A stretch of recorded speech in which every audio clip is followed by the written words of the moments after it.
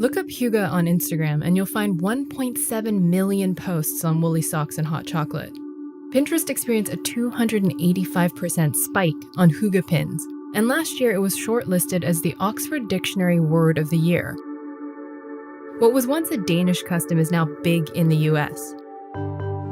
Mike Viking is the founder of the Happiness Research Institute and the author of The Little Book of Hygge, a bestseller that was reprinted 3 times before its release and is published in 26 countries.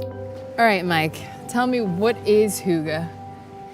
Hygge is being consciously cozy, but it has also been described as the art of creating a nice atmosphere. It's been called the pursuit of everyday happiness.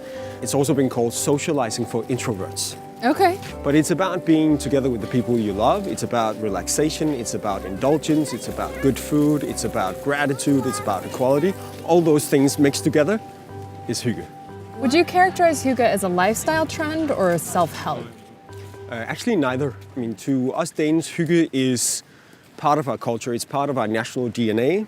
Perhaps the same way that Americans see freedom as inherently American. If you think Hygge just sounds like a trendy Scandinavian catch-all for all the things humans like in the dead of winter, comfort foods and ambiance, you're not wrong. But the Danes' conviction is singular. They burn more candles than anyone in Europe, and they eat a lot of candy per capita, all in pursuit of Hygge. But type 2 diabetes and fire hazards aren't what Danes are known for. They're known for happiness. Denmark consistently places first in the UN's World Happiness Report, an international poll where citizens are asked to self-evaluate on their well-being. The US, for all our life, liberty, and the pursuit of happiness, has never cracked the top 10. So what does America have to learn from Denmark in terms of happiness and Hygge? At a certain point, additional income, it does not lead to improved quality of life.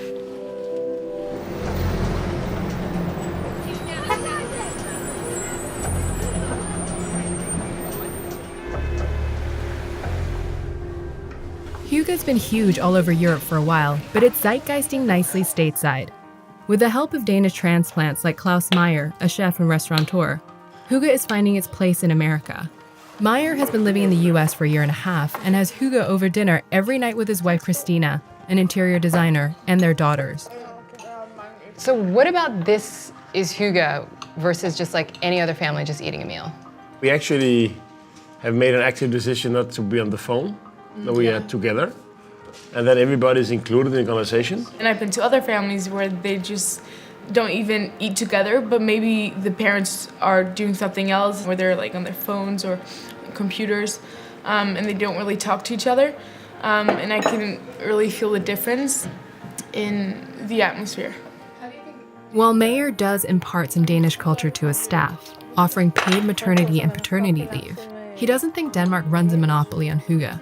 It's that naming it and recognizing it gives it power. Do you fear that, doing Hygge will fade the more time you spend here? It could probably in many, many years, but it's one element of life.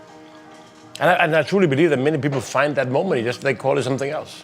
It's a moment of groundedness and where you're close to other people and listen with your heart and see people with your heart.